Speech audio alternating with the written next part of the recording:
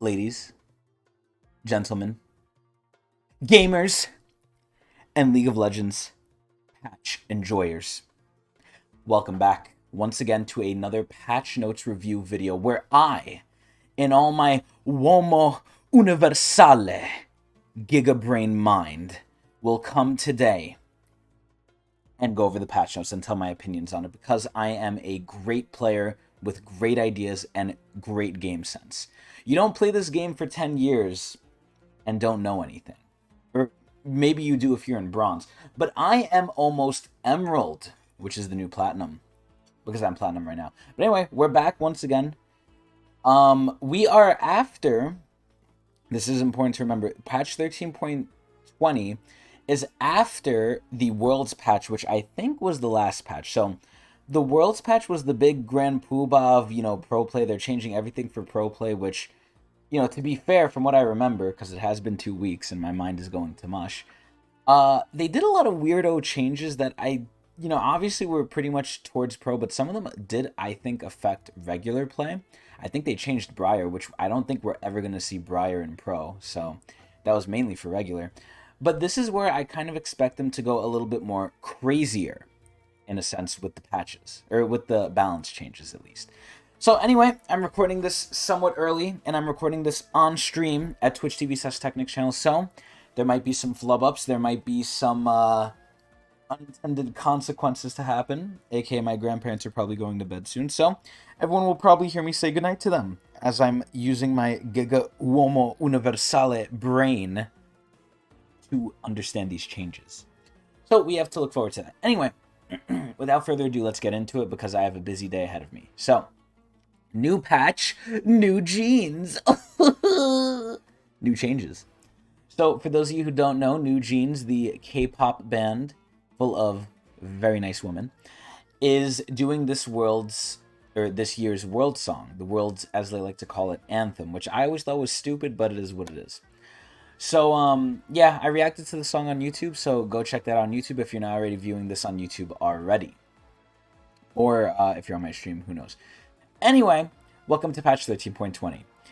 Jesus Christ, we got some text to go through here. Alright, in this patch we have some pretty big changes, namely to the jungle and snowballing mechanics. Ooh. So, the first thing that comes to mind when I read this is, I remember that Freak kind of went over jungle changes, or he said something. And this is the sad part where I don't know if this is just what's getting advertised to me by the TikTok algorithm or by social media, because, obviously they hear what we say now and they tailor their recommendations towards that. But everything I've heard since Freak has, come into balancing has kind of just been shitting on him. Like, he hasn't done a good job, at least that's what social media would make you think. Whether he actually has, I have no clue. That's up to his bosses, not me, because I don't really know what he controls on the balance team. He probably has some hand in it, but I don't know where in the cookie jar he's putting his hand. But anyway, I heard him talking about jungle. I don't know what specifically he said, but people were basically clowning him, and he's an AD main, so it kind of hurt me in the heart too. But anyway, let's see what they're doing for jungle. So, for the jungle, our goals are twofold. First, we want to lower the power of the jungle as a role, which I do think it does have a decent amount of power. That and support, because they roam, and mid lane by alternate. Because anything that roams, I think, has power, but the main roles that are kind of meant to roam are support and jungle. I mean, jungle is literally one of their main jobs. But let's see. Junglers are of supreme importance in the mid and late game due to their exceptional control over epic monsters. I don't really think that's where their power comes from personally, but okay. Which means they do not need to be as dominant as they are in PvP interactions. Interesting. Are we getting a farming jungle yet again? Golly gee, I hope so, because we haven't had one in forever. This is where back in the day my wet dream for playing jungle was farming Feral Flare, farming Devourer. And for those of you who aren't as old as I am, those were items where you literally killed jungle camps and got infinite stacks of stuff, which made your item stronger, which made you really strong. Back in the day, if you farmed the jungle for 30 minutes as Warwick or you basically won the game if you were unimpeded. And the teammates weren't solo inting. But even if they were, back then you could solo carry, so Hopefully we go back to a more PvE style jungle because that's kind of what I personally like. Obviously there needs to be some ganking and some PvP, but it seems like they're going towards hopefully what I like, which is farming. I like farming. I'm an AD. I'm a late game player. So I like this so far, but I'm pretty sure many people won't. Second, we want to ensure the role is satisfying to play. Oh, isn't that always the goal for every fucking role? And for AD, they're not doing it. Lowering some of the stress around smiting epic monsters with targeting forgiveness and protecting camps from non-jungle poaching should ensure that they're able to perform. So this is funny. So, excuse me, I have a cock in my throat today, and it's from work. So, this is where it's ironic that I said jungle and support are the two roles that roam the most. In a similar vein, I think jungle and support are the two roles that are treated like the bitches, aside from the ADC. The ADC is treated as a bitch from the enemy and the allies. The jungle and support are treated as a bitch from just the allies. So this is where later in the game, if people need gold, they're literally just gonna like poach the jungle. But God forbid the jungler takes like some of the lane farm. That's a big no-no. That's like a forbidden thing. So this is where I'm curious to see what they're gonna do, and I want to know if this is good. I'll talk more about it when we get to it, but so far this is a spicy patch, which I like.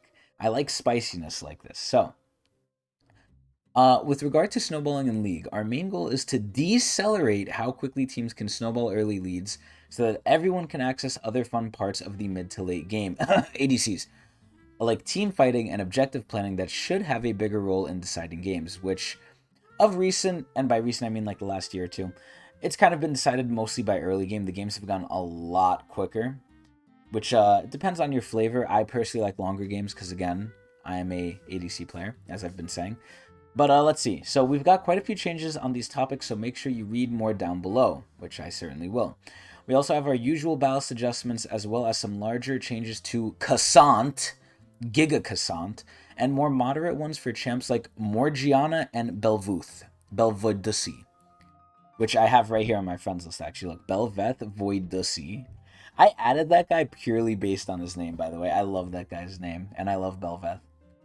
And Belveth is a farming jungler, you know, surprise, surprise, why I'd like her. So anyway, let's see what's happening. So, we also have a lot of drops that you won't want to miss out on in this patch as well, like the Jax'S visual update, which is very good, by the way. Another round of additions to the Coven skin line, which we will talk about at the end. And last, but certainly not least, the much requested adaptation of Redeemed Xayah and Rakan, the phone skins, for League of Legends and PC. Whoa! We'll also be updating the loading screen on Summoner's Rift to a new one celebrating World Championship 2023.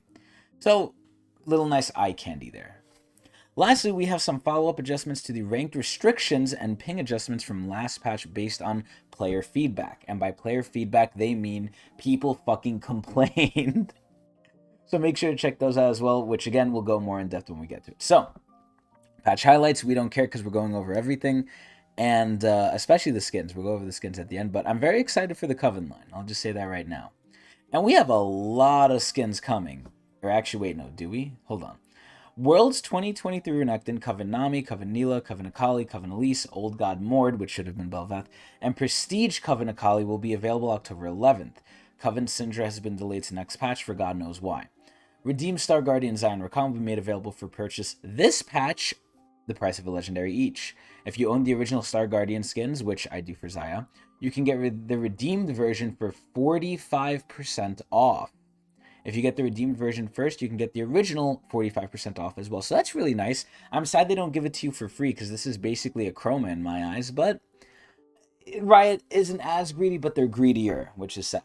And I plan to, hopefully one day, make a video just going over again, as I've done in the past, because I've peppered it in videos here and there, of just how Riot is getting worse and worse over time. But other people have basically done that job for me, so I plan in the future to just literally react to those videos and put my 2 cents in, because I'm a lazy fuck, and I have less and less time as time goes on, because work and life is getting worse. So anyway, they will be available for purchase until December 31st, at which point they will be removed from the shop? Oh, damn. Okay, interesting. I might actually end up getting it with my mountains of RP that I'm never going to use. So, we have Jax'S visual update. He's very cool. He still has the lamp, so it's still Jax, but he looks way, way better. This is where I think they should come out with way more of these at a quicker pace. I think these ASUs, or I believe it's called an ASU, they call it a visual update, so I guess that's what I'll call it. These visual updates are so fucking good, bringing them into like the modern standards, because if there's been one thing that over time has gotten way better, aside from some of the skins, because even that's degraded recently, one thing that's gone way better over time is just the quality of League. The game itself hasn't necessarily gotten better. In some ways, it's gone worse. But the quality, aka the visuals and stuff, the art, everything like that, has gone way better. So I'm glad to see Jax finally up to modern standards, and they touched up pretty much all of his skins except the legendary for the most part. And he looks sexy and beautiful, and he actually beats your ass now, and it looks very nice. So I'm very excited. I might play Jax a little bit, because coming up, I believe it's tomorrow, we have a new League Pass coming out. So not only am I going to do patch notes, I'm going to be playing League, hopefully, every day again, because I'm going to be grinding the pass, and this pass is the longest pass of the year, so we're going to have a lot of fun with that. So stay tuned at twitch.tv/Tecnics channel, where again, I am recording this live, and if you're watching on YouTube, please come to the Twitch. Anyway, so yeah, all his skins are good. He looks amazing. I've seen a little bit of it. It's great. The splash art's great. He's great. I forgot most of Jax's lore because I know they retconned it. I think he's actually wearing a suit. If not, he's like a Cathian or something. I know he's from Shurima, and he's a really, really fucking good fighter. But I really miss the old lore. The old lore where there was like, you know, I forgot what it was called. God, it's been so long. But there was basically the summoners, right? The summoners like had to ban him from using a weapon because he was so good. So in protest, he went outside, grabbed the lamp, and said, "Okay, this is my weapon." Dude, oh my god, old Jax lore is so badass. New Jax lore is, you know, it works in the world, but it's more like not comical.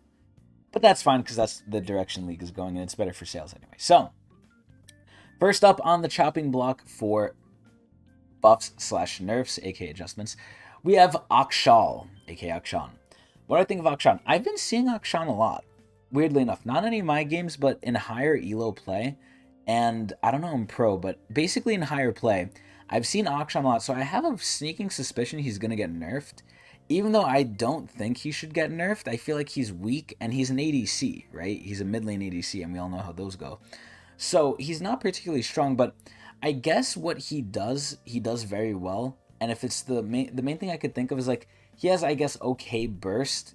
Of all the ADs, he doesn't have, you know, the best sustained damage. I actually think he has the worst sustained damage of all the ADs because he's a mid laner. But I think the res mechanic is pretty strong, and I think maybe his burst or like the way his kit works kind of cheeses people, but it shouldn't work in pro play unless it's just kind of OP, but I don't know. So let's take a look at what they're doing. I'm assuming nerfs though. Akshan has been doing a bit too well in skilled and elite brackets, and could use some tuning down, or some toning down. Oh damn. In this patch, we're targeting his early game as it tends to be more elite skewed. There it is. He's currently too dominant in lane. Yeah, because out of lane, he kind of loses to all the ADs. And since we just buffed his late game functionality in 13.17, which I don't know how, we'll be reducing his Q movement speed and E base damage, which are most utilized by high skill Akshan players. See, this is where it always goes into the argument of if you need to be high skill to use this character properly, is it fair to punish high skill rewards, essentially? This is where it's hard to say, because obviously if you're really good at a character, you're going to fuck people, depending on the character, obviously, but that's kind of the reward. Now, is it too easy or is it too hard? And this is where I've kind of gone over this in the past. It's a hard line to find. I personally don't know how to find it. I guess Riot is using their statistics, which are, you know, in my opinion, driving away the soul and creativity from the game. And that's mostly what they're going by. So I guess according to the statistics, he's probably a little too strong early, but I think going by that kind of, again, ruins the actual fun out of the game. It sucks the fun. So anyway, how much are they hitting him? Okay, his Q's getting nerfed pretty significantly early by half, but the bonus move speed only occurs, like, not for too long, but it stays pretty long if you keep hitting things, aka if you put it through the full minion wave, so I guess it's not bad. This is an alright nerf, but I don't think this was the main power point of Akshan, personally. But let's see what they're doing with the E. So the E is going down in base damage by 5. That's honestly fine.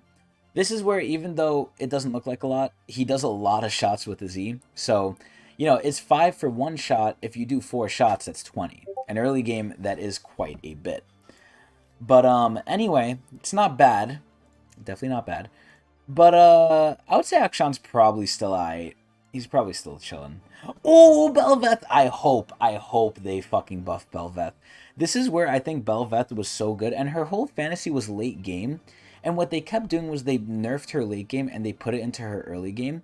But I think they overly, in my opinion, nerfed her late game. Now, granted, her late game is infinite, but the level of infinite that it is not that it's not that fantasy like. Let's just say it like that.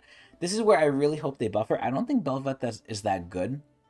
I think she's more niche for weirdos like me who like Yi, who like you know, farming, scaling champions that have attack speed, aka Yi. So I hope she gets buffed. I really don't feel like people play her, and when they play her, it's the people who main her who obviously are going to do good, but maybe because she's not picked a lot, maybe she'll be buffed. I really hope so. Let's see. Our Void Queen has been dominating the early game jungle in higher skill brackets of play, which actually doesn't make sense. I feel like her early game is her weakest, which doesn't seem quite right given that she's supposed to be a late game scaling champion. That's what I just said. Our goal with this change list is to shift power away from her early game and bruiser builds and into her builds that prioritize late game scaling and critical strikes. All of which I am very much for. Now, I don't mind bruiser builds as much as I used to. Back in the day, I used to hate bruiser builds. I used to be an ADC elitist. Like, oh, ADCs can't build what Zeri built. They can't build Triforce. They can't build health. No, they need to build just crit. Just crit is good. No lethality. No bruiser. No. And now I've kind of changed my mind because I'm getting one shot by everything. So for people like Bel'Veth and Yi, you could go full assassin, full kill mode.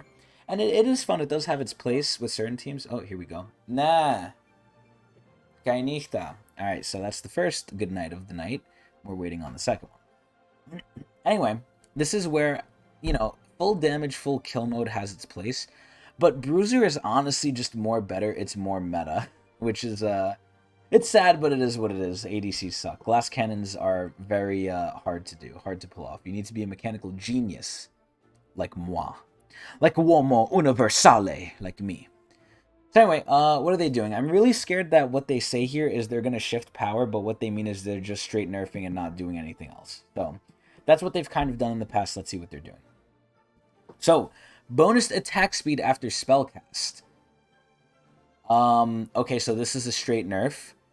Again, they're not shifting power. It's straight getting nerfed. From 25 to 50 to 20 to 40. I don't like that. But that's not that big a deal because it's literally for 2 autos, so it's not too bad. But it does hurt. And then E, Royal Maelstrom. Critical stabby stabs. Damage from Bel'Veth's E can now critically strike. Wow. And the damage reduction is a lot worse early, which, you know, I say worse even though it's 42%. That's still really good. And you're getting to 70 again. But this is where I honestly think is fair. I think having 70% damage reduction at all times, even though early game, you know, it's weird because you're not doing much high numbers anyway. But I think this is fine. So far, at least. Excuse me. So then we have minimum physical damage, which is going down, but the scaling is going up. And then the minimum on hit is going up by 2%. So this is where they did shift the power, so that's fine. I actually think this is fine because it encourages crits, which I like. And then her R. So the Remora's health is now worse early, but better late, which I think is fair because the Remora were pretty ridiculous. And then the out-of-combat movement speed is way less early, but equalized and better late, mid and late. Honestly, I'm fine with this. I'm a little salty that they didn't shift this to be more late game. They just straight up nerfed it, but everything else is good. I would say Bel'Veth is slightly better because she's not supposed to be an early game dominating bitch anyway. And I think, honestly, if she's not, she's probably going to be played a lot less because the only reason people play anything for the most part, at least nowadays, is to get early game dominance. And, you know, hopefully the systems they're going to introduce later on is going to kind of shift back to more later style games because, again, that's my favorite. And for a long time, we haven't had that. So hopefully this ends out not being too bad of a nerf and people still play Bel'Veth. Although if they don't, it's fine because I'm still getting use out of this. So I like this. This is good. Galio Cock. Stonecock. Magic Man. Or Anti-Magic Man, rather. What do I think of Galio? I think Galio is pretty alright. I haven't seen him, but I can see him as a good flex pick, especially in pro play. And just from like a person who wants to help their team. This is where Galio recently, I played ASO and I went against Galio, and he kind of beat my ass for a little bit in the beginning, and he obviously should, he's anti-magic. But later on I obviously breathed celestial space fire on him, and I whooped his ass. But Galio has been kind of hurting, so it makes me think they might nerf his damage because maybe he's a little too crazy. So let's see what they're doing. Our Galio buff from last patch wasn't as impactful as we'd hoped. Okay, so I was just dead wrong. And as we're looking to give him more power back, we wanted to take the changes a little bit further this time. He used some help after laning phase, which I think is true. So we're targeting his later game durability, both the passive and active on his W retain high cooldowns, which is stupid. So we decided to increase their uptime. With these changes, we intend to make his unique anti-mage output, which I really don't think that's his fantasy anymore, stand out more and give him the much-needed survivability a melee champion who has to get close and range to teamfights needs. So this is where if you're in close range, most likely you're not going to be really taking magic damage. You're going to be taking a lot of physical damage, either from bruises or from the ADCs in the back if they're not dead. So Galio's kind of a weird niche where, yeah, he works, I think, a lot better in lane, and obviously he is good later on for mages, but I feel like that's not the majority of the damage you're going to be taking, and even then, he's not really that anti-magic. He's somewhat anti-magic, but not that much. So what are they doing? His cooldown on his W is getting lowered by 2, that's pretty good, and his out-of-shield combat timer is going down to 8 seconds. That's not bad. Gilly was slightly better. I mean, again, they're playing more into the niche. I think they should personally increase the magic shield so he really is like anti-magic, like his lore is.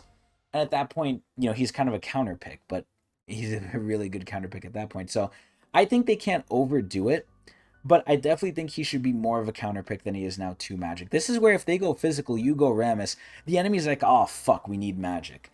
If you go Galio, the enemy doesn't care. They'll still go magic. But for Rammus, physical people will think twice. At that point, I'm thinking, damn, I kind of got to go Vayne or someone who shreds, right? But for Galio, I don't really feel like that with any mage. So, granted, I don't play mage too much, but anyway. I think they need to buff Galio a little bit more, but these are not bad. Ooh, my girl. My first main, after Draven, in League of Legends all those years ago. The one I am sexually and gameplay-wise attracted to, aside from Jhin. Jinx! What do I think of Jinx? I've heard and I've played Jinx recently, and I think, aligning with what they're saying, Jinx is not that good. She's pretty bad, in fact.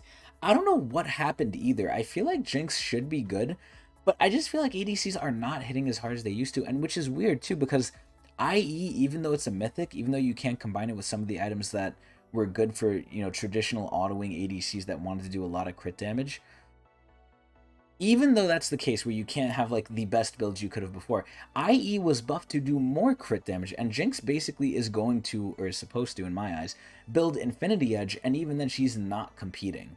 I don't know what it is when I play Jinx. I feel like it takes forever for me to kill enemies. So I don't know what they're going to do. I don't think Jinx is that strong. I don't think she's necessarily that weak, but I think she now takes a lot more skill than she used to get the same bang for your buck. So let's see. Jinx had a blast at MSI this year, but after the nerfs of post-MSI and ADC atomizations changing, which is gutting, she's been having a tough time. Well, for a while she has. This set of changes is aimed at increasing her power in average skill brackets without putting her over the line in pro play, because if she is, she's really going to go crazy. Get excited because we have a get excited buff that players should really appreciate alongside a little extra explosive power in her super mega death cock rocket. So let's see what they're doing. Base health is going up by 5, so 5 times 18 is about almost 100. That's about 90. So she's getting 90 extra health, which is honestly whatever. Aside from that, her passive. So the 25% bonus total attack speed gained from Get Excited now stacks. So believe it or not, this actually used to be the case in the past from what I remember. So this is what they do with AD. They take something away, we're worse. We stay worse for a long time. They sometimes, very rarely, give us something new that's probably ridiculous, that either gets nerfed or gets taken away immediately after, or they give us back what we had. And this is the second option. They're giving us back what I believe we had in the past, which is Jinx's passive can stack. So its stacking is good. I think it's not. It borders between the line of niche, where like how often is it going to happen, to it's not negligible. I think that it's definitely going to happen sometimes. It's not a very consistent buff because, once Jinx ramps up, the hope is you're going to keep ramping up because you're just going to keep killing. But the sad part is a lot of the time when you ramp up, you sometimes might die because you're going too crazy. Now, its stacking is good. The stack itself or the buff itself doesn't last that long. I think if they increase the duration of it by like a couple seconds, it would actually be a really, really good buff. But the fact that it lasts so little, I think is the main thing hurting it. Its stacking is good, but if it lasted longer, it'd be even better. But this is not bad. It's not that great. Like, it's not amazing. And, in the times where you're kind of going crazy, you're probably going to go crazy anyway. This is just icing on top of the cake. It's very similar to Bel'Veth's Void Remora, where it's kind of just like a win more ability. Excuse me. If you're stacking your passive 3 times in a team fight, you are already probably going to win the team fight, and stacking it 3 times isn't really the deciding factor. It's just now you're going to have a little bit more fun. As Anakin Skywalker would say, this is where the fun begins. So it's not crazy, but it's not bad. And then the cooldown of Super Mega Death Rocket is going down from 55 to 50, so 5 seconds. The minimum damage is going up, which is not bad, I guess. Kainichta. Alright, so that's the second good night of the night. Anyway, so the damage is going slightly up. Is the missing health going up? It's not. And then the maximum damage is now going up by 25. And the scaling is slightly better. I thought the Super Mega Death Rocket would be more of a crazier buff, but this is whatever. 25 extra damage and slightly better scaling. I mean, it's alright. This is where a lot of times I feel like I do leave people one-shot with Jinx Rocket, so it being slightly stronger here might actually be the big difference. This is where I used to doubt these small number changes, but ever since they took away that like 2 AD or 5 AD or whatever on Jin, on his Q and on his like autos over time, I didn't think I would feel it, but god did I feel it, especially early game. But that's just one example. So Jinx is slightly better. Again, I think these changes might be a little overhyped. They might be a little misconstrued, not misguided, but a little, not misinformed. A little manipulative. Well, let's say they're a little manipulative, but they're good. They're in the right direction. I think she needs a little bit more, though, but anyway. Giga Cassant. This guy is an issue. This guy is like the next Yuumi for top lane. I feel like in every lane, there was always an issue. I feel like in mid lane for a while, it was Sylas and Akali. In bot lane, it was obviously Yuumi. And I don't know if I want to say Varus, but Varus is kind of the opposite, where he was just so bad they needed to keep buffing him. Everyone else is the opposite, where they need to keep getting nerfed. So I think it was Akali, Sylas that really needed to get toned down. Yuumi needed to get toned down. And now it seems in the top lane, Cassant is that guy. So I feel like when they say all abilities adjusted here, they're nerfing him. Let's see their explanation to why. Cassant has been suffering an average play due to needing to balance him around Pro because he's so good in Pro. Once mastered, he leaves little room for reaction, and his opponents will often find themselves dead while being stunned the whole time when he's going all out. So, yeah, I don't know how I feel about this, because I've tried to play Cassante. I am not that good at him. I don't understand where it comes from. But there's like this legendary clip from Showmaker, where Showmaker's literally going over all the things Cassante could do. And on paper, it sounds so ridiculous, but when you play it in practice, it actually does require skill. It is kind of crazy. But anyway, what are they saying? After all, it doesn't matter how good Showmaker is. Wow, they actually mentioned it. If Cassante can confirm his whole combo via an instant cast spell. Meanwhile, most players won't even know what that means. That's true. The changes here broadly serve 2 goals. The first is to slow down the beginning of Cassante's combos, which is interesting. Pathmaker now has a minimum channel time, and he cannot flash during Q3. Interesting. Both these changes will allow skilled players to outplay his incoming combos, which was difficult to do before. However, if these more difficult skill chants land, Cassante can combo his abilities together just as before. So, let me read what else they're saying. The second set of goals aims to give Cassant stronger overall abilities. Now that his counterplay has been improved, this means much stronger stuns and damage from his W plus more reliable upsides. Damn! From going all out. So, before I cast judgment, let's see how badly they're nerfing it, because this is where they're making it sound bad, but they might just leave him alone realistically, depending on the number changes. So, let's see. So his base health is going down, that's fine. His health growth is going up, so they're equalizing it. And his armor growth is going up. So he's getting tankier, which means more damage because he scales off tank. Passive. Literally just 35, so they're nerfing the passive. It's not scaling, it's not going up in damage, so that's fine. No, sorry, the all-out bonus. Okay. So his damage isn't going up based on his armor, so that's actually a pretty significant nerf, I would say. Because you're literally getting 20%. Like, you're getting a lot. So his Q, which is one of my favoritely named abilities in League, his Intofo strikes. Recasting Cassante's third Q will now disable Flash during its windup. That's fucking terrible, but that's a good nerf. Shift tooltip now shows your progress on the armor, MR, and HP cooldown and cast time. Okay. That's not necessarily... I mean, that is a new thing, but that's kind of just stupid. Like, who cares? Physical damage is going... Jesus Christ, there's so many numbers here. It's going down mid-game. And everything else is the same. So his Q is pretty much the same, except you can't flash during it, so that's fine. Jesus Christ, look how much they're fucking putting in here. Okay, Pathmaker. So now you have a minimum channel time, which you have to do, which is pretty short, but, you know, in League, every millisecond matters, so that's fine. The mana cost is going down, okay, and the maximum damage will no longer be tied to the ability's charge time. Oh! So the damage reduction is going from 40 to 65, so it's no longer scaling off armor and MR. Okay. I feel like that's a big buff early. 25 to 40 is a decently big buff. Stun duration is now way higher, which is crazy. It's literally just 1.25 at all times. That's wild. And then the damage is now flat and not scaling off max health. I think that's actually better. I think that is actually going to reduce his damage a good bit. Max health is so stupid. And then all-out version. Oh my god, there's so much reading here. So, the minimum challenge time is now longer. Right? Oh, no, it's actually shorter. It's slightly shorter, but it is shorter. Okay. The maximum damage, dash, which not always deal the maximum corresponding value, not going to be tied to the ability's charge time. So it's really just doing the max. Okay, cool. I'm not going to read all this. This is going to take too long. And I don't even understand Cassant that well anyway. And then, he's not going to get extra damage, and the cooldown is going down in the all-out version. That's pretty good.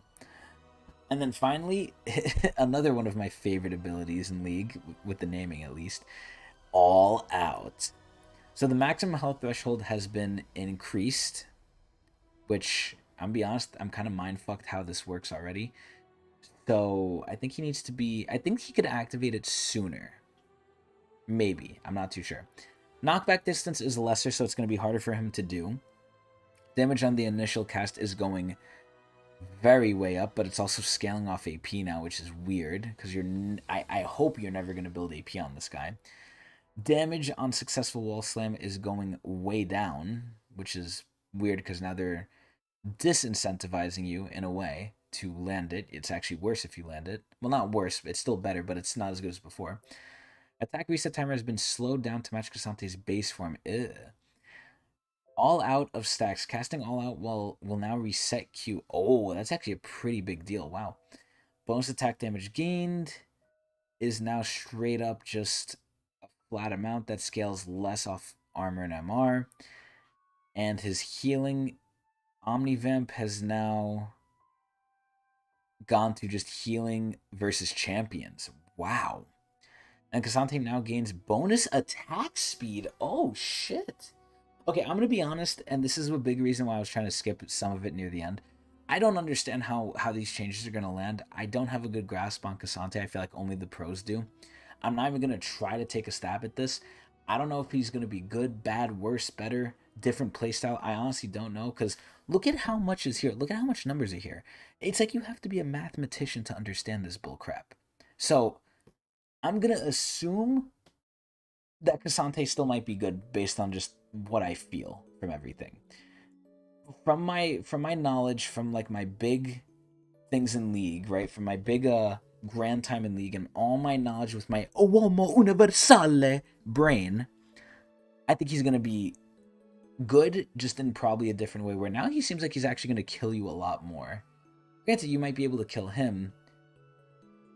I don't even know. Maybe it might be easier not to get killed by him, but if you're gonna get killed by him, it might be easier for him to do in terms of damage.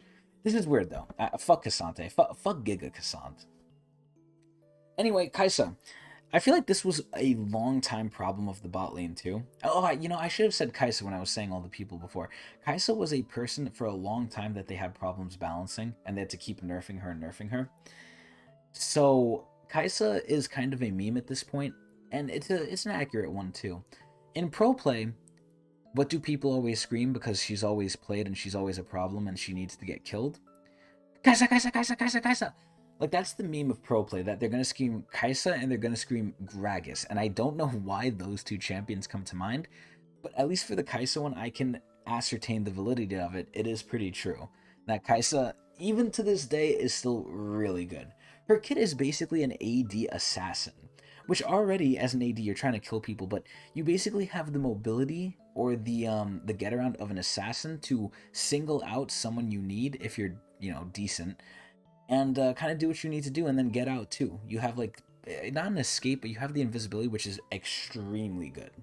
Kaisa is like really, really good. Her only weakness is she's low range, which is ironic because what the fuck was it? Who has like the low range with her? It's Varus. Like Varus shoots a bow and arrow as a master Darkin archer, and he has the same range as Kaisa, which shoots shit out of her hands. Just think about that. But anyway, let's see what they're doing. I'm assuming they're gonna nerf her. Kaisa is an extremely common marksman in high skill brackets.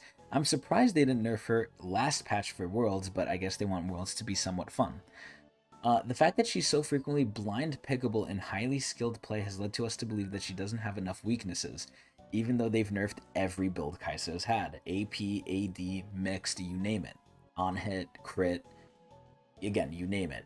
As a very mobile and strong scaler with incredible build variety, totally reasonable strengths, yeah, okay, she needs to have weaknesses that skilled players can punish. If they ever take away her invisibility, I feel like she's going to be a lot worse. Thus, we're targeting her early laning phase without trying to take away too much of her overall power. This is where Kai'Sa's early laning does not really matter because, again, she is a scaler. You're not going to do too much with Kai'Sa early, although you could, but at that point, it's mainly based on the supports. This is where this essentially, to me, does nothing. It makes her just more like paper, but she's like paper anyway. 28 to 25, it is worse, and again, the lower armor you have, the more you feel it.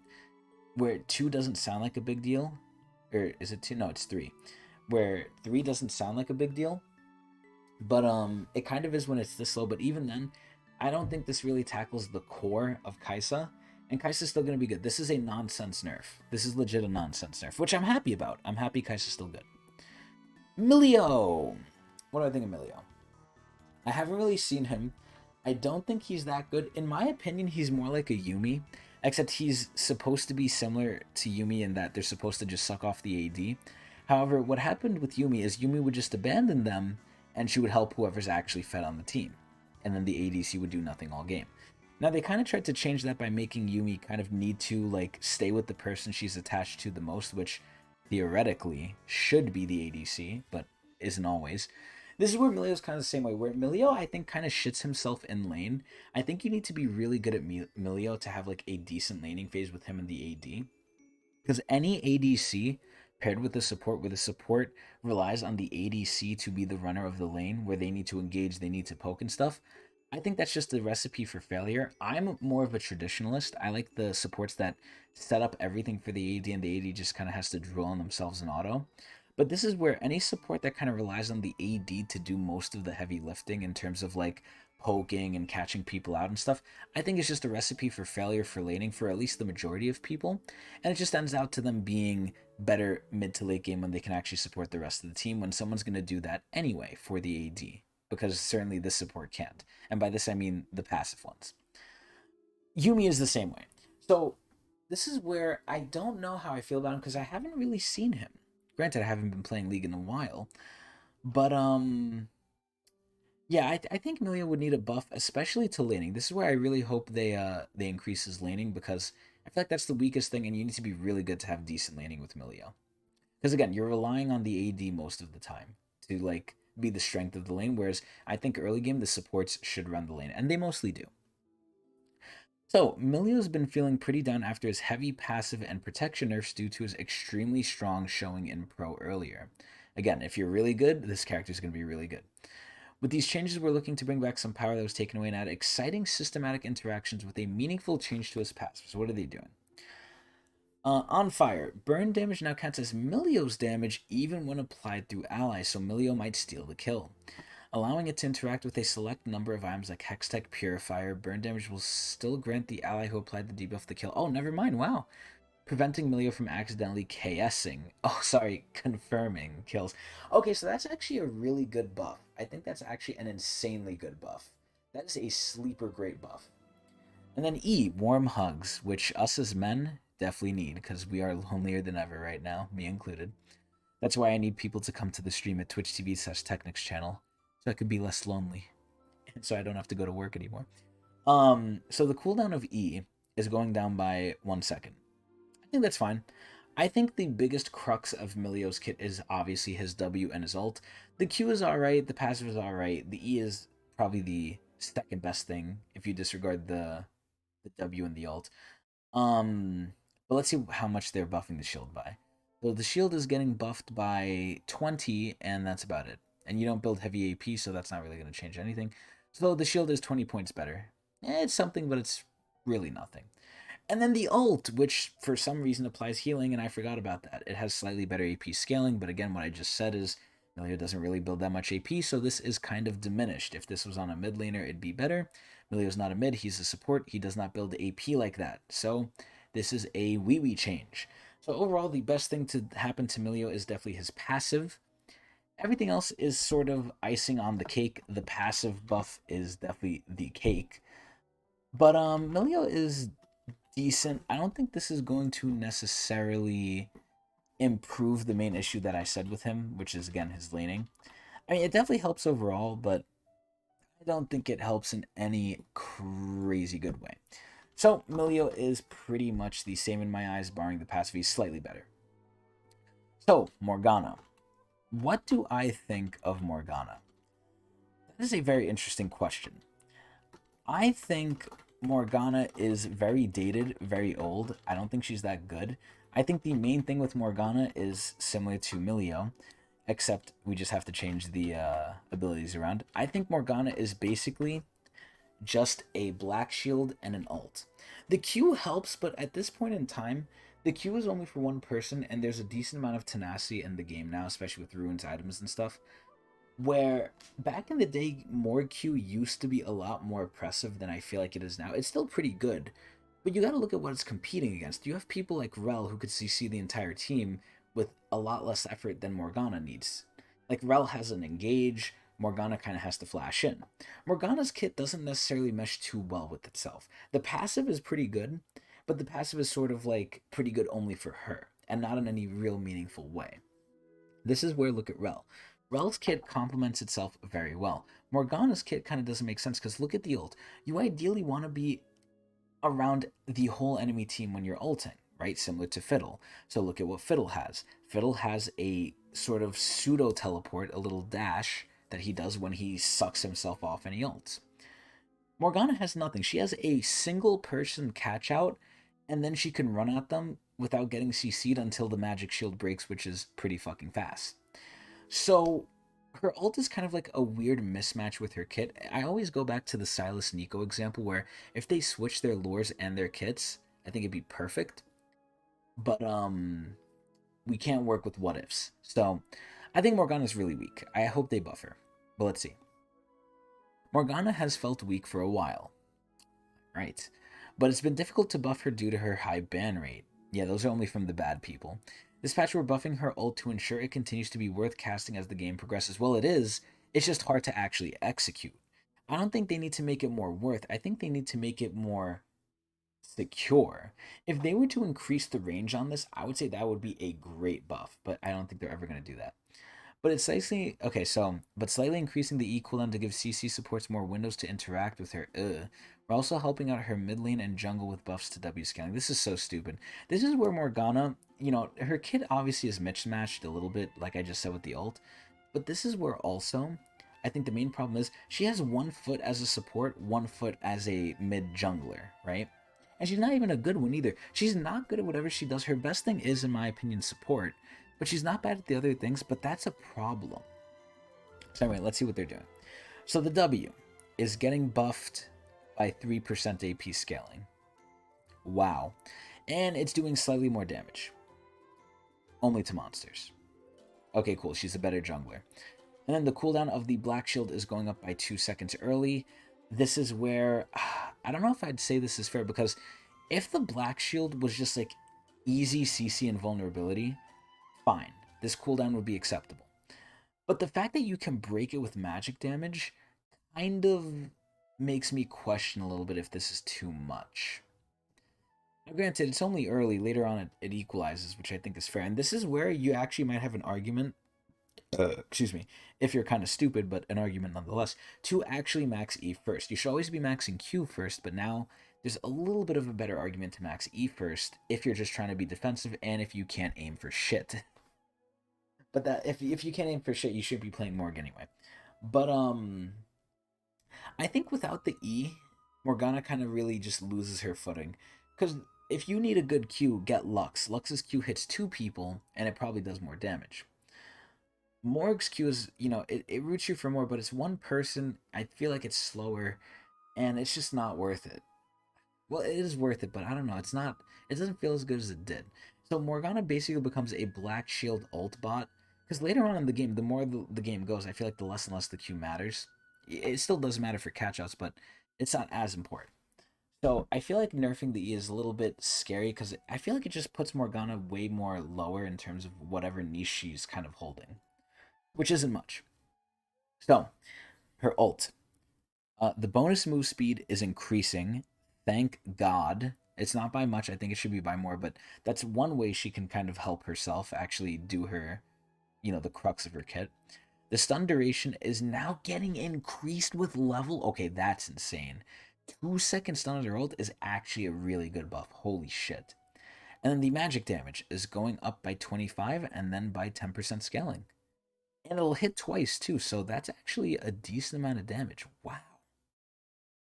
Okay, the ult, they definitely giga buffed it. I think the ult is a lot better. Again, if you land it, it's slightly easier to land with the move speed, and you could put the Black Shield on yourself, but at that point, they might just kill the AD. But that's going to happen anyway. So, I think this is not bad, actually. I don't know if Morgana is necessarily good. I think if they just increase the range by a small amount, I think this would be way, way better. But this is also, again, a step in the right direction, and these are not negligible. These are really good. Like 1.5 to 2, people are going to feel that. And the damage is really nice too. Really, really good morph changes.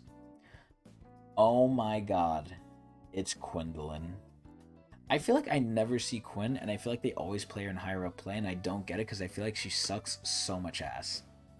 But let's see. And I've actually seen some Quinns in my elo, and they sucked a lot of ass. Literally, if you start inting on Quinn, Quinn is such a stupid champion that, like, she speed runs inting.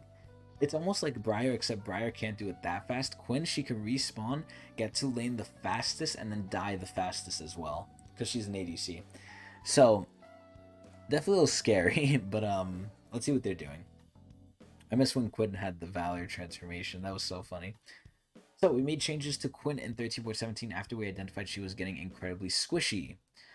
While we tried to compensate for some increased mid-game durability and some base damage nerfs, which is stupid, she ended up stronger overall. What?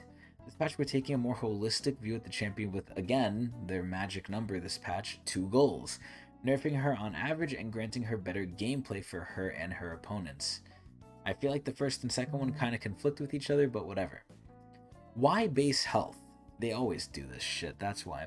This places her much closer to other ranged top laners with strong anti-melee tools like Mini Gunnar and Timon. We still believe in the goals that result of increasing her health scaling, but she doesn't really need strong durability in laning phase. The move speed nerf is part of a long-term effort to rein in the overall move speed in the game, which I didn't think it was that big of an issue.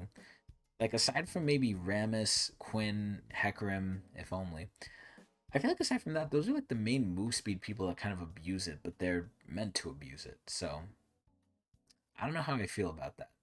Anyway, in Quinn's case, she already has substantial move speed through W and R, so she isn't really going to be missing it too much. Interesting. So all of that text just for this. I thought there was more here. So her base health is going down by a decent margin. Her move speed is going down by 5, which again, base move speed, I would say for most people is actually very sleeper OP.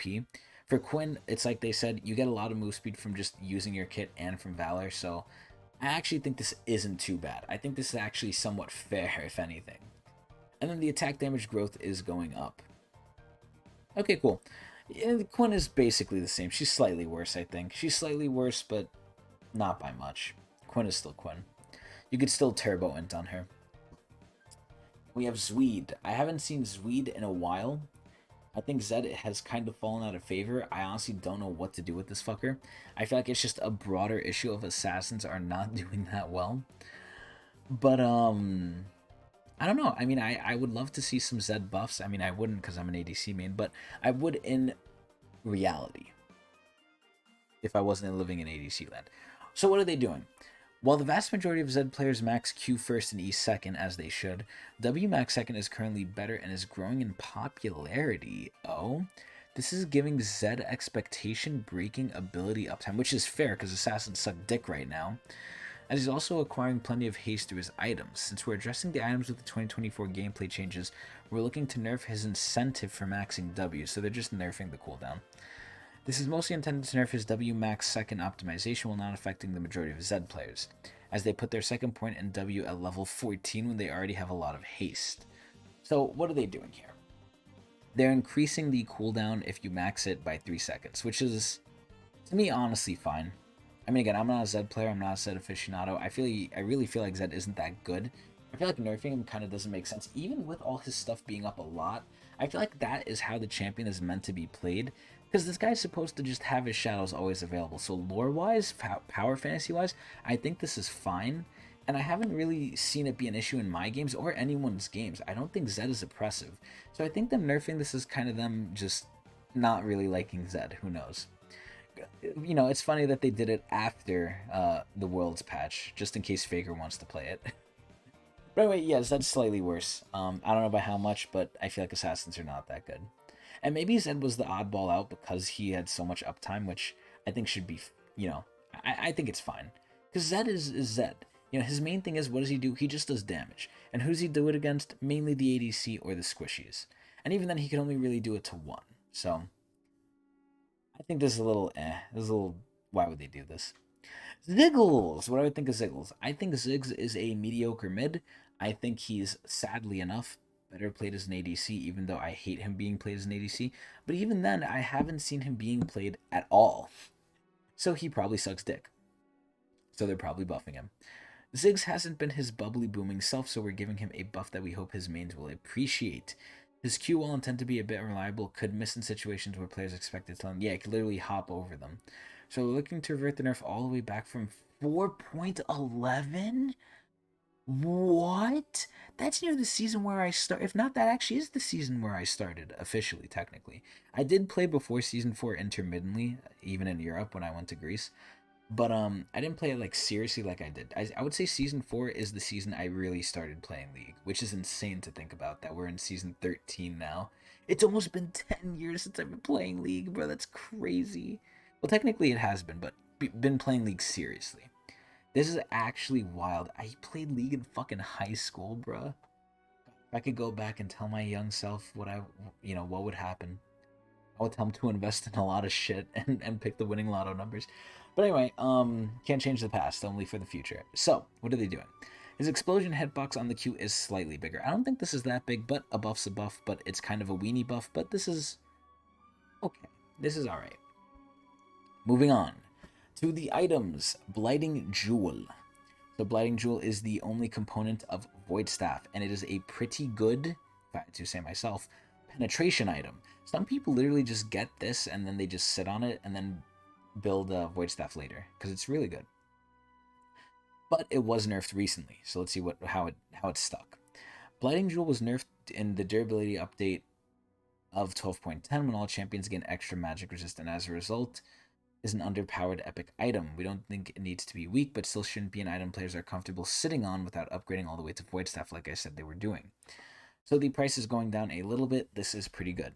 I don't really know what to say about these other than just going over them and seeing if there's anything ridiculous. So I see big chunks of text. Let's see what's going on. Duskblade. What do I think of Duskblade? I think Duskblade, after they changed it to being untargetable instead of, untargetable instead of like invincible, I think was a pretty hefty nerf. I think after this, the only thing they could possibly do, if it's still ridiculous, is just nerf its stats. I don't think they should touch the really niche of the item, which is the passive. But I don't know. I don't know. Let's see. Let's see what they're doing. Duskblade has proved resilient to recent nerfs and is still too powerful. Crazy. Getting poached by other classes more than we're comfortable with. Yeah, but when it happens to AD, it doesn't fucking matter, you fuckers, you asswipes. We made some fighter adjustments a few patches ago that helps those champions, but now we're turning our attention to the item itself. Assassins fear not, we're also buffing Youmuu's. Wow. So your favorite champion should appropriately be strongly thought. Duskblade isn't pulling its weight anymore. Okay. Ability haste and generic damage amplification are our targets. Are our target. Ew, that's so weird to say. What the fuck? Are our targets. Are our targets now, because these are the most class agnostic stats on the item. Low health champions frequently die to assassins already, and their burst combos rarely care about ability haste against an individual. That's true. Duskblade will have the most haste late game due to its mythic passive, but will slowly reduce the cases of champions poaching it. I don't think they're poaching it for the haste, though, are they? I don't know what people, aside from maybe Yorick or something, would really go Duskblade. I feel like only really assassins go this item, but who might know. So the ability haste is going down by 5, and then the damage amp is going down by 2. This is fine. I mean, it's fine, but I kind of take it as Y. I take it in the same kind of level as Z, where it's like, why are they doing this? I don't feel like this is that good, but maybe the statistics prove me otherwise. Anyway, Lord Doms. One of my favorite AD items because I can deal with tanks, even though I feel like tanks are a little underpowered. I feel like tanks are not tanky anymore. Unless you're like one of the big boys or a very specific counterpick, like, again, Rammus or Ornn or Malphite. So what are they doing? The current damage amp from LDR's passive Giant Slayer was calculated as pre-application. What the fuck does that mean? Meaning it triggered after things like shields and lifesteal, and this patch will be moving it to pre-mitigation, which should be more intuitive to how players think about the use of the item. Oh, okay, this actually just makes logical sense. Since this will result in a power increase for them, we're proactively giving a small nerf. Oh, really? So this is 0 to 25% increased physical and magical damage against targets with more max health than you, to now 0 to 22. So it's getting nerfed by like 3%, okay. But now it applies before shields and lifesteal are calculated. So now you're essentially going to be doing a lot more damage to shields, and you're going to be lifestealing a lot more versus tanks, which is pretty good. Because most tanks usually have some sort of anti-heal, if it's not usually Thornmail. I don't know what else it could be, but it's usually Thornmail. So this is actually where I think this is actually a very nice buff. Very cool for Lord Doms. Youmuu's Ghostblade isn't pulling its weight for assassins who want to get into the fights and their primary burst their primary target quickly. Instead, it's got a few decent marksman users, which is disgusting. Youmuu's has a strong mechanic for the start of the fight lethality, so a buff to Haunt should disproportionately buff assassins without giving too much power to marksmen. So they're buffing the lethality. I think this will help marksmen too. I think this is just a straight buff to the item. But it is what it is. Cool. So now we finally get into the systems of the game, which is probably going to take me a while, considering we're only halfway through this on the scroll bar, which is, not going to lie, a little concerning. So let's see what they're doing. Let's see how they're babifying jungle even more, because over time, this is kind of what's happened with jungle. Jungle has just become so much more easier, it's insane. Compared to what it was back in the day, If you do jungle now, you're kind of going to weenie hut generals. Back in the day, if you were a jungler, you went to the salty fucking Splatoon. So let just that sink in. So what are they doing? We're updating Smite to make it more user-friendly, aka easier. If your cursor is on top of a large epic monster minion champion, it will smite that target just as it always has. However, if your cursor isn't hovering over an allowed target, it will automatically target the closest epic monster. So you can't accidentally miss smite now. Wow! This means junglers can still smite dragons or barons even with a massive Cho'Gath in the way, simply by moving their cursor off to the side. Wow! We still think it's valuable timing to matter, but requiring precise aiming for smite is not something we want to subject junglers to. That's kind of sad. I feel like that was a skill thing. Like, oh, send Cho'Gath in there because he's so fucking fat, and we actually have a purpose for him being fat now. So, I'm a little sad to see this go. It's taking away skill expression. Otherwise, we're lowering Smite's overall damage output when aimed at enemy champions and pets, which I never thought was an issue already, but okay. It's now primarily meant to slow with some kind of minor damage as opposed to an actual true damage nuke, which it definitely wasn't, but okay. So the damage to champions' pets is going from 20 to 160 to 40, so that's pretty much nothing. Smite now has a 350 unit radius of targeting forgiveness. This means if your cursor is near their model but not on top of another valid target, it will act as though you were targeting them. So this is where you still need to be not clicking something else, where you can technically smite other stuff, but if you go into no man's land, if you go into like just nothing, then it will target the Baron or the Dragon automatically. So that's actually pretty cool.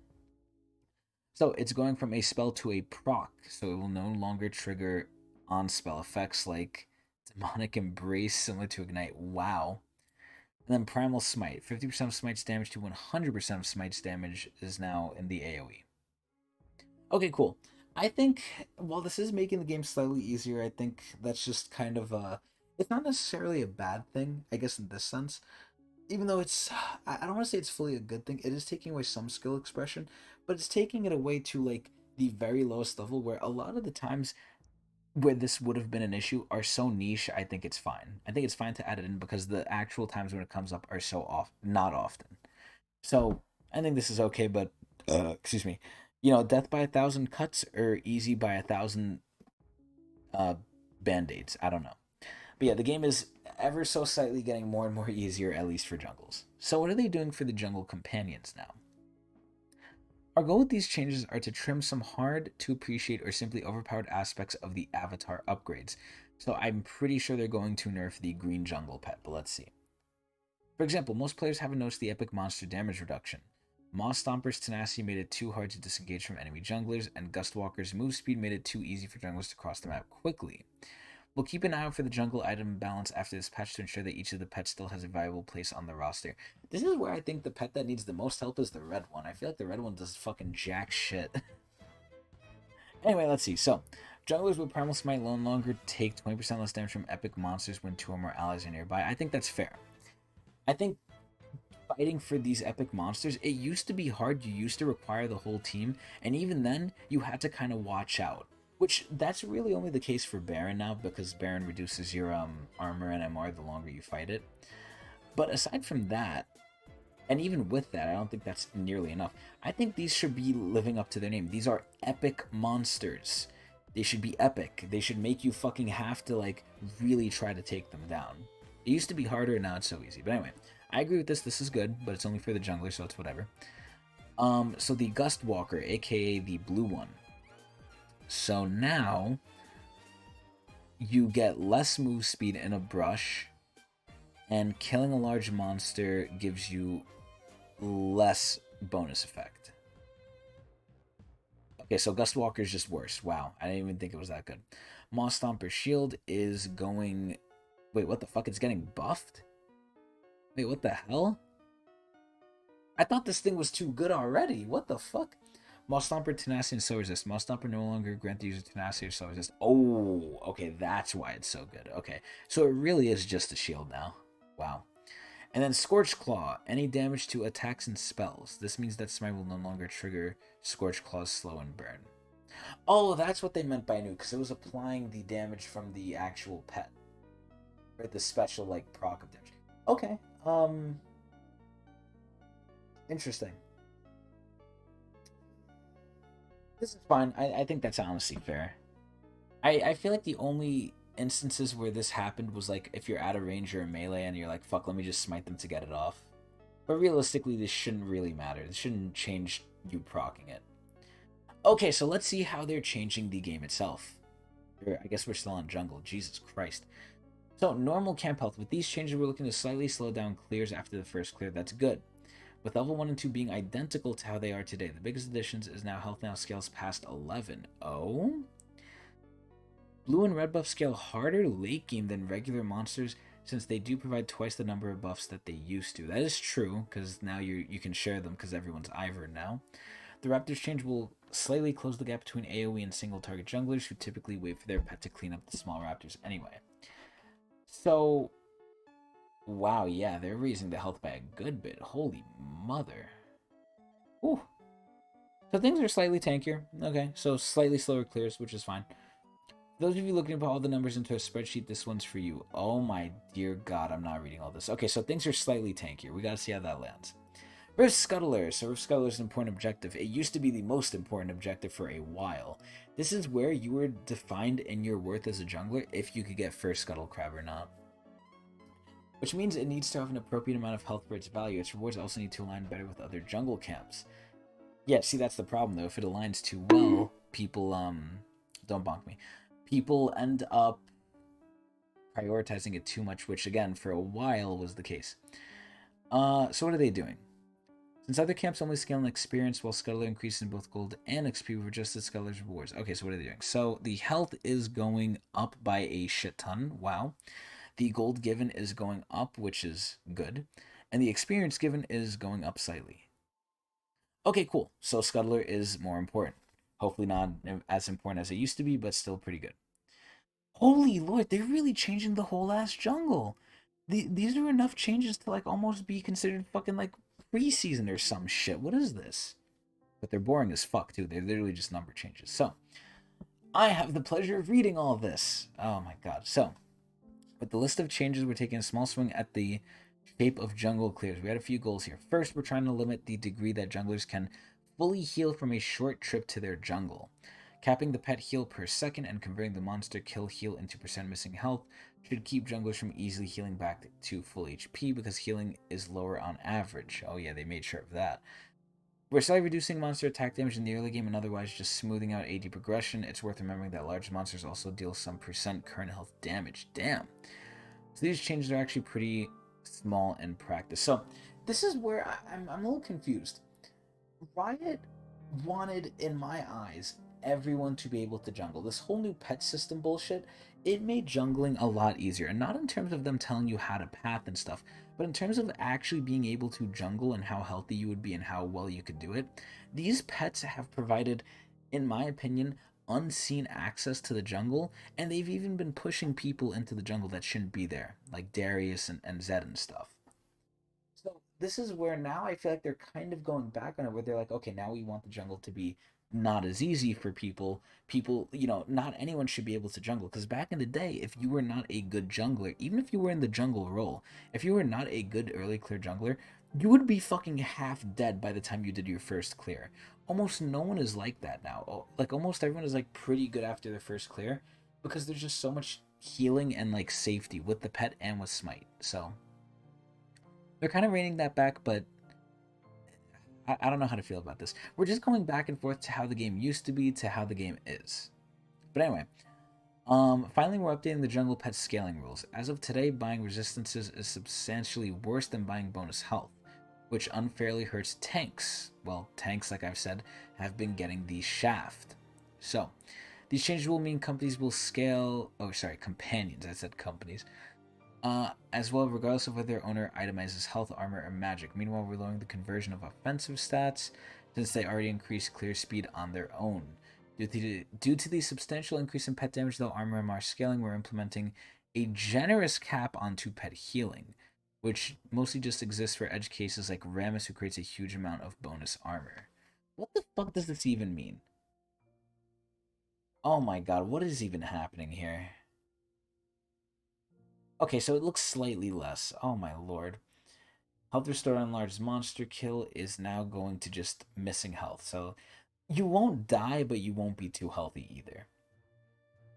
So you'll get less if you're full or near full, and you'll get more if you're low. So it's kind of equalizing in the middle.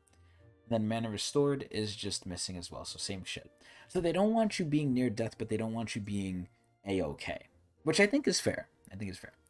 And then the damage. Oh my god, what am I even reading? There's so much shit fucking with my eyes here. Well, you know, when I said I hope they change up a lot of stuff now that we're out of the Worlds patch, this is not what I fucking meant. This is fucking terrible.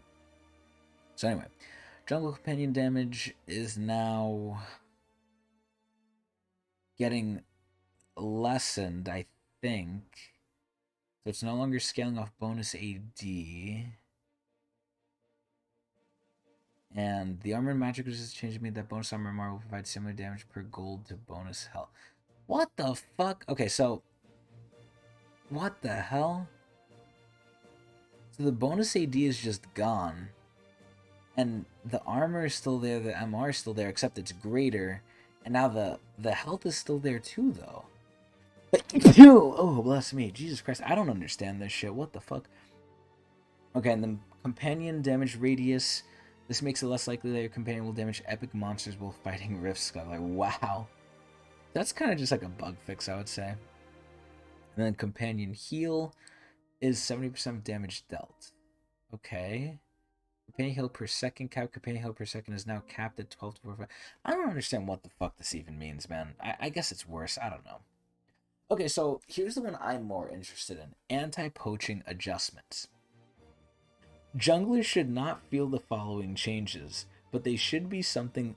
It should be something laners feel. Mathematically, camps now have a 20% more health for non-junglers, while junglers themselves won't notice a thing, unless of course they didn't buy the jungle item. If you didn't buy the jungle item, you're literally suffering. You're losing the game.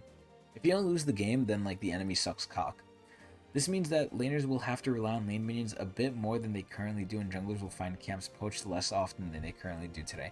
I don't believe that to be true. I think people don't care that the jungle is going to be healthier. I think the main reason that they go in and they take the jungle is either A, because the lane is pushed, or B, because they just want more gold. And they don't care if it's going to take an extra 2 seconds to do. They're still going to fucking do it. So, jungler item bonus damage to non-epic monsters. Interesting. Large monster armor and MR 2042. Oh my god. Yeah, so it's tankier, but again, I think people aren't going to care. They're still going to get poached.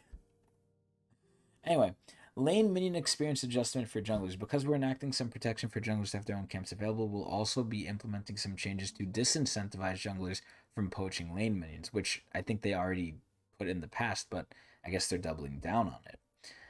Easier jungle with risk. Yeah, pretty much. It's weird. They're making it easy in some ways, especially with Smite, with like landing it on jungle camps, but in other ways they're making it kind of a little bit more difficult. Not like it was back in the day, but that's what they're sort of going towards now. Now it's not being as easy. It's kind of getting a little bit more difficult now. It's equalizing. Now you're not going to be healthy. You're going to be more in the middle. You're not going to be left dying like you used to, but you're going to be sort of just equalized, like, okay, not too healthy, not too beat up. But let's see. We're updating the catch-up experience rules for minion penalty to match the monster penalty change from a few patches ago. You know what's ironic, Adrian? You come in right after I go over the change of if you don't take Smite as a jungler, which just made me think of you. You literally couldn't play the game. Anyway, we're also marking the 20-minute Baron spawn as the more obvious change in the game state that alleviates the jungle minion experience rule as opposed to the less obvious 14-minute mark. We've also fixed a bug that locked junglers into their current experience penalty whenever they finish their jungle. Okay, what the fuck does this mean? Overall, these changes amount to roughly 8% less minion XP than they give today for the early and mid game. So, they're disincentivizing junglers even more to steal lane minions, which I am all down for. Fuck it. We can poach them, they cannot poach us. They cannot divide us. Anyway. So, I'm not going to read all these complicated bullshits. Basically, don't poach your laners. Cool. Next, starter item buffs. Oh, shit. Wow. I never thought these were going to get changed. At the moment, we don't intend to make the jungle itself any scarier, but we'd like to lower the power of early ganks a tad. Because we can't really change the strength of low-level monster caps, We instead have to approach it from the angle of increasing power of the laners. Ooh, this might lead to long-term power creep, but let's see. We're buffing up non-jungle starting items to give these laners a bit more power for whenever they have to interact with the junglers. See, that is that is like an off effect of what this is, of what's happening here. But that's not the only effect. The main effect is they're literally just getting buffed in the early game. This is where the early game is going to be a little bit more bloodbathy. But let's see. One at a time. All champions may now only buy one Doran's item. What? So you can't go D Shield D Blade anymore? What the fuck? That's insane. Anyway, they're upping the damage and the health, the AP and the health, and then the health. And they're buffing D Shield. It looks like. Yeah, they're buffing the passive. And then Dark Seal is you can still build it with anything, Relic Shield. Okay, so they're all just slightly better. Cool. And again, it's with the idea of excuse me. You're a little hard to gank, even though I feel like this is again going to slightly increase the power of early game skirmishes. Is it going to be anything significant? I don't think so, but only time will tell. Water walking. This is a staple for any jungler or mid laner or support, I would say, if you're going blue tree second. I think this rune is pretty good, but granted, I think the runes are kind of, for the most part, a little underwhelming. There's really good ones, there's really bad ones, but I think this is definitely one of the really good ones, and they're probably nerfing it. Doran spammers were nerds anyway. Wow, yeah, you're not wrong. So water walking is providing a bit too much movement speed relative to its other effects. Long duration and combat move speed is less noticeable, yet very powerful skill for champions to have. And I always say this, move speed is very low-key a strong stat. So we're lowering the amount of movement speed and ultimately roaming and catch-up speed that this rune provides. So not only are they trying to increase the length of the game, they're trying to decrease roaming in terms of either it happening or how effective it is or how fast it happens, which ultimately so far is going to have slight effects on increasing the length of the game, but not anything crazy. I haven't seen anything crazy yet, but let's keep going. So as compensation, we're significantly increasing the amount of adaptive force the rune provides. So this is more damage than anything. Level 18, the value is unchanged, and most games don't end that late, which hopefully they're changing. So this rune should still consistently provide a meaningful leg up. So what are they doing? So while you're in the river, you're gaining more early stats and a lot less move speed. Wow. They shouldn't call it water walking. They should call it water lifting, because that's what you basically are. You're a fucking like gym bro in the water. But yeah, they're just adjusting it. I think it's fair. This thing was a little strong for a rune, in my opinion. It basically almost gave you item stats. Like, this is almost a pseudo boot if you think about it. Anyway, snowballing adjustments. So I'm very curious about this one. Snowballing in League currently happens very quickly, which is ironic because they have a lot of systems to try and either do catch-up mechanics with catch-up XP or provide a lot of systems in place for the enemy team that's getting crapped on to kind of claw their way back. So I'm very curious that they're finally kind of admitting like, hey, you know, snowballing is still kind of an issue. So let's see.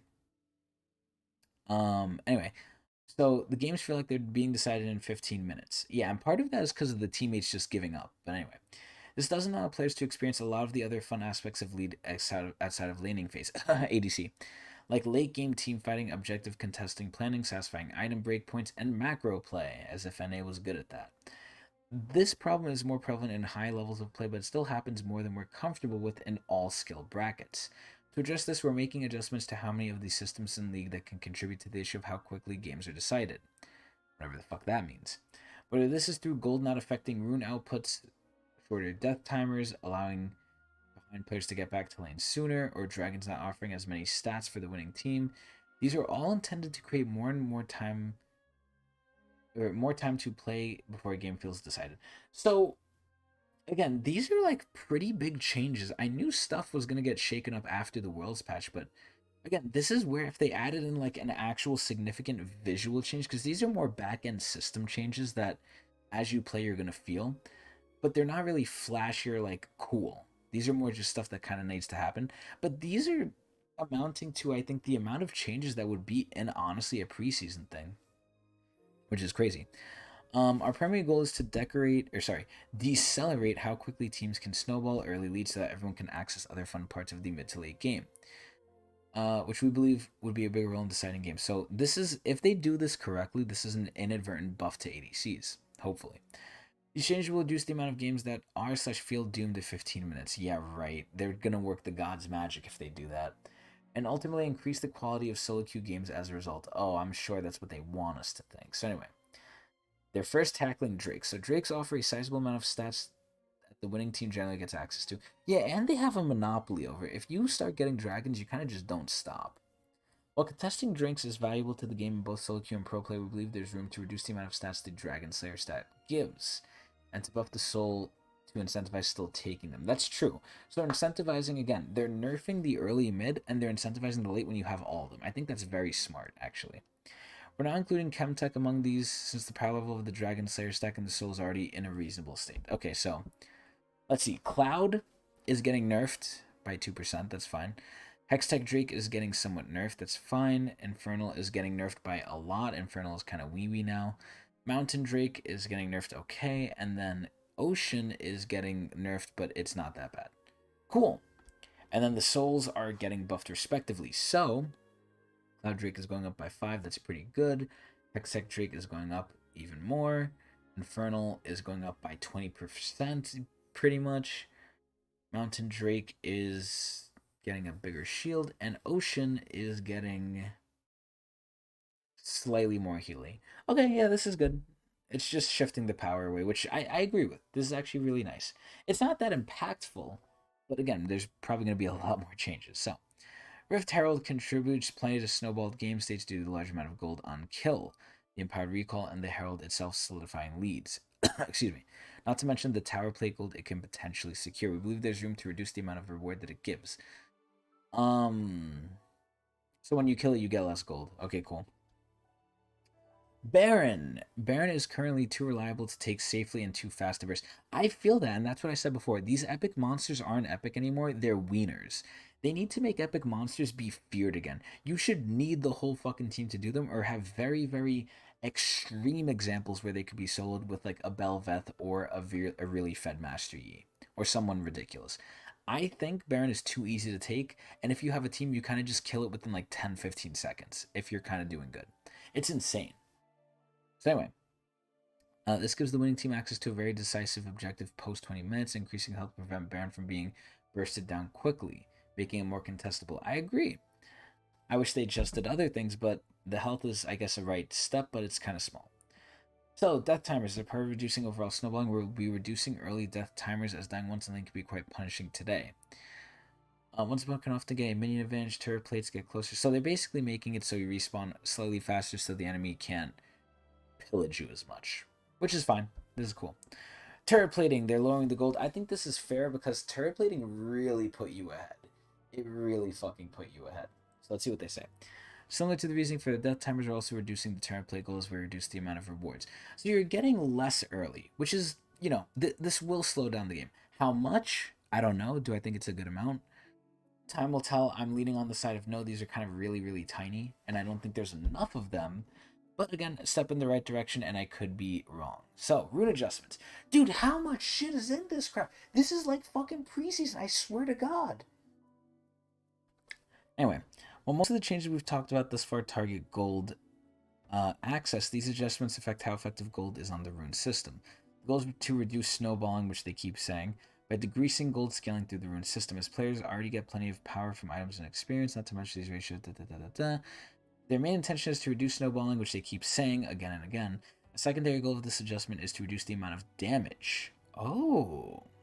Our approach to these changes was to increase the base values of these runes so that they still reasonably impact early game, but late game you don't really notice them, which is fine because you're doing all this other shit anyway.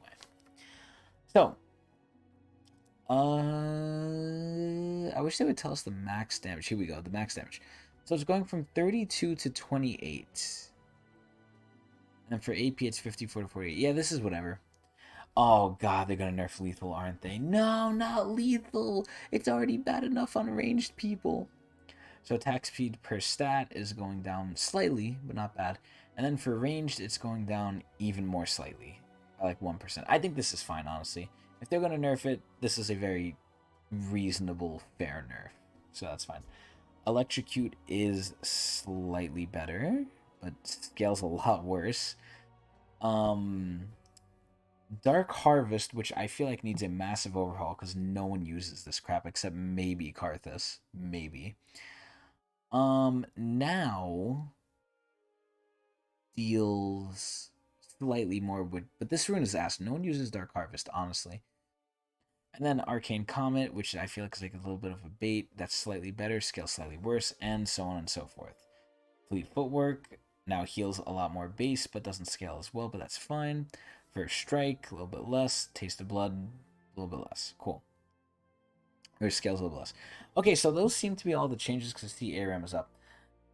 Yeah, I don't know. These are weird, like just very tiny changes where I don't know how they're gonna come all together as like one big happy family. But again, time will tell. I still feel like these aren't enough. The runes themselves, I don't think they should have been changed like this.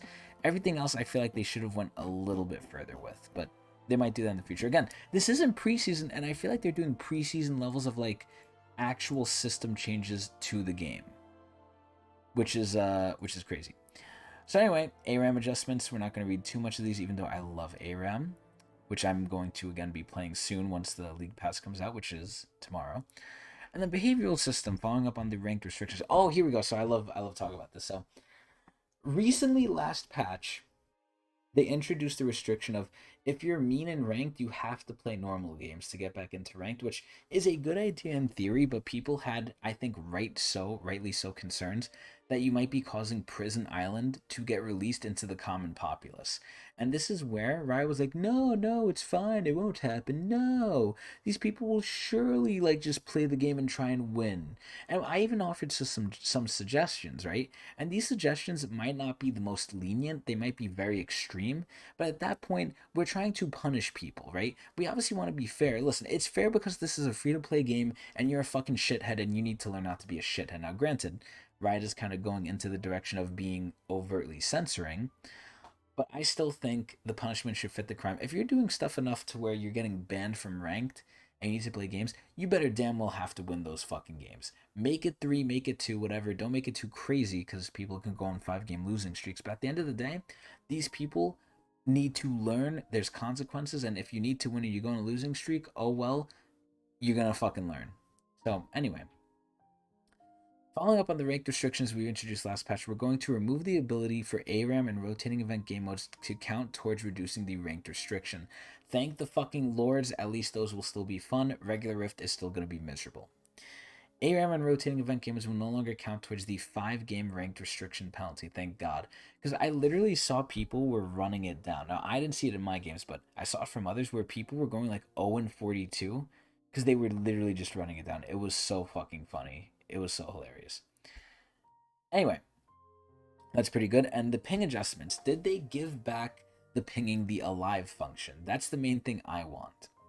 In this patch, we're continuing to fine-tune the ping adjustments introduced in last patch. We're making sure considering player feedback as we make them, but they're not going to do that for the stupid $200 Jin skin. We want to continue to empower players to communicate, but in ways that aren't frequently misused to harass other players. This is where players will find a way to harass no matter what. You cannot take away harassment. Now, granted, you don't want to make it easy for them, but still. Tools like objective planning and for the addition of new ping types last year were a big step in creating more ways for players to communicate, but they weren't perfect. This is where Riot is at the same time slapping their wiener and stroking it. And the slapping is bad, by the way, because some people are into that. And as we've been looking at how players have used these tools, it's become clear how they've been misused as well. Bro, it's so funny. This is where I think we're getting a little bit into snowflake territory, and I hate saying this because I do want to be respectful of people's don't bonk me. I do want to be respectful of people's dislikes and stuff, but it's like, come on, man. We can't bend over backwards for you. You're expecting us to bend over backwards. This is where it needs to be a quid pro quo. Where it's not that serious. If we ping you with the little fucking fish hook thing, it's not that serious, man. Like, calm down. Like, whoa, man, just take it easy. Anyway, our goal is to continue to provide access to these tools while limiting their ability to be used in abusive ways. Yeah, good luck with that. Due to their low usage rates, we've opted to replace the bait and hold pings with more frequently used enemy vision and need vision pings. Okay, cool. So I actually think that's fine. Pings on the main ping wheel, eliminating the complications of having a secondary vision ping wheel in the process. That's actually very true. I actually think that's amazing.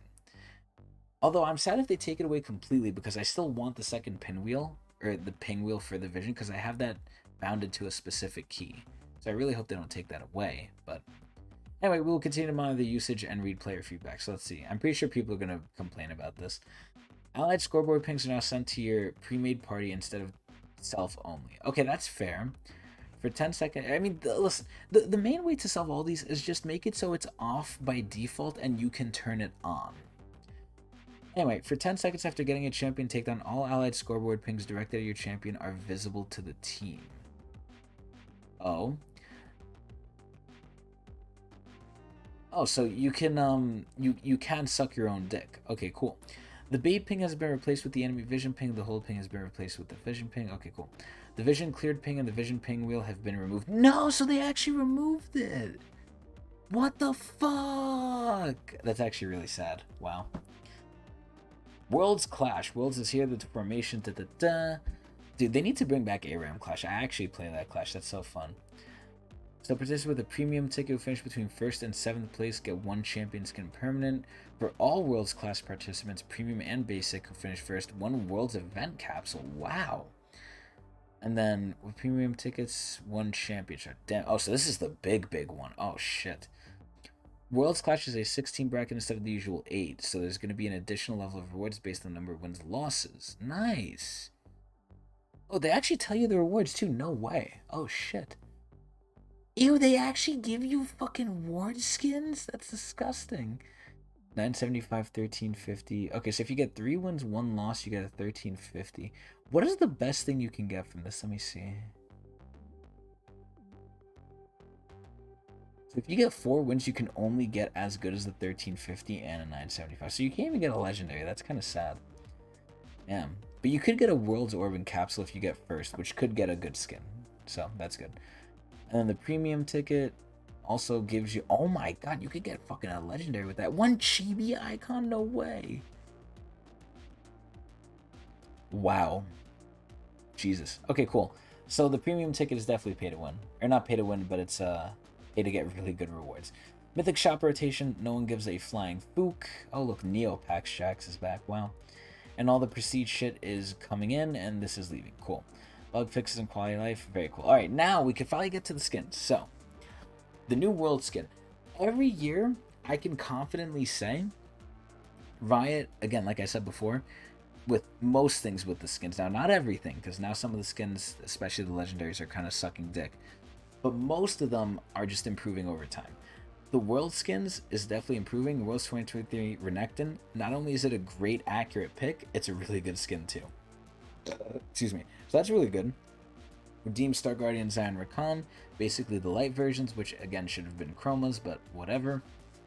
Now on to the Coven skins. So they're introducing Coven, they're making more Coven skins. I think again, as time goes on, these are going to be even better. I think Coven is alright. I wasn't crazy about it, but I know people are. Even though they're massively overdone, and I do want to see new skin lines, my still favorite skin lines of all time are Project and fuck, what's the other one? Arcade, I think. Project is definitely up there though. I love Project and Arcade, but the Coven line is not bad. It's also a pretty old standing one too. The only issue I have is Mordekaiser. So I haven't seen these skins in game or anything, and also we have Neopax Jax, and Syndra's getting delayed, but that's fine. But Akali's getting the Prestige. This actually looks like it could be Battle Academia Akali, which is funny.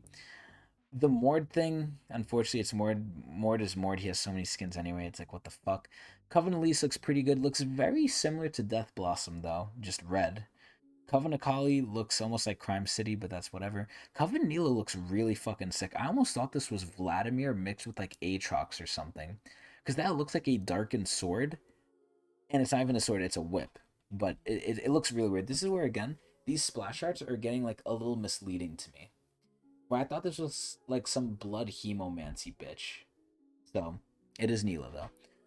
Aside from that, we have Coven Nami, which is the new legendary, and she is a hentai dark god worshipper, I guess. I don't know. I haven't seen it too much. But Nami finally has a legendary. Let's go. I'm still waiting for Kog'Maw, Aphelios, Twitch, and what other AD was I waiting for a legendary with? Twitch, Aphelios, Kog'Maw, and I forgot what else. I guess I could throw Varus in there, but who knows? But anyway, not bad. I'm glad that someone didn't get their second or third legendary. Thank the fucking good lord. And if it was their second or third, they might have either reused it or made two of the same version and sold it as a completely separate one, like the fucking stupid Yasuo Dragons bullshit, or the stupid Lux one. But anyway, yeah. So I haven't seen these skins too much, but they're probably really good, and the line looks good. The splash arts look okay. Again, I'm not personally crazy for Coven, but it's great that we have them, and we can kind of see the end games here.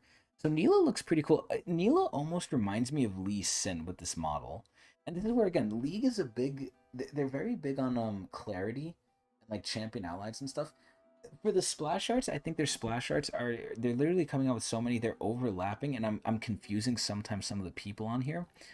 But even for the in games now, Neela, just glancing at this, almost looks to me like a Lee Sin. Like Lee Sin could be doing this pose. Everything else, though, is kind of whatever. This is where let's go over the Mordekaiser thing, though. The Mordekaiser thing was such a fucking bait, man. Like, they keep giving these skins to people who don't need it, which, again, it makes sense. They want to make a profit. But, like, come on, man. They should have just given it to Bel'Veth. Fucking fucked up shit. Oh, and Mega Kingdom's Jax is getting chromos, too. Look at that. Nemesis Jax, Empyrean Jax, and, cool. That's pretty much it. The in-games don't look too crazy, except for Coven Nami. Coven Nami does look really crazy because of the tentacles, which I want them to wrap around me. But anyway, that's going to be it for the fucking patch. This took a long-ass time because of all these stupid-ass changes. Holy freaking moly. All in all, looking at everything in a somewhat holistic view, let's think about this. Let me go through it like rapid fire. So Akshan, stupid. Bel'Veth, decent. Galio, whatever. Jinx, probably going to be overrated, but not bad. Cassante, I don't even know where to begin. It's sad, but whatever. Milio, pretty okay. Morgana, stupid. Quinn, dumb. Zed, dumb. Ziggs, weenie. And then it's just the items. And then the massive changes here. Honestly, with the level of changes here, even though the champion changes themselves were kind of whatever, I think overall, I would say, because they're changing so many underlying systems which could have very big complications, I would say this patch would probably get... Let me formulate for a second. And I am replying, I just don't see anything in chat. I haven't seen you say anything, Rodriguez. Winner and losers of this patch?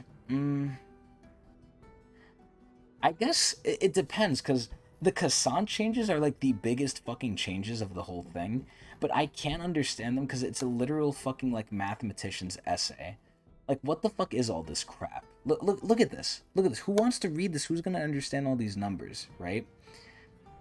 It's fucking insane. I would say Cassant might be the biggest loser of the patch, depending. The biggest winner... It's hard. It's really hard. Oh, God, I don't know. Fuck. It's really, really fucking difficult to say the biggest winner. Biggest loser definitely would be, definitely is probably Cassant, though.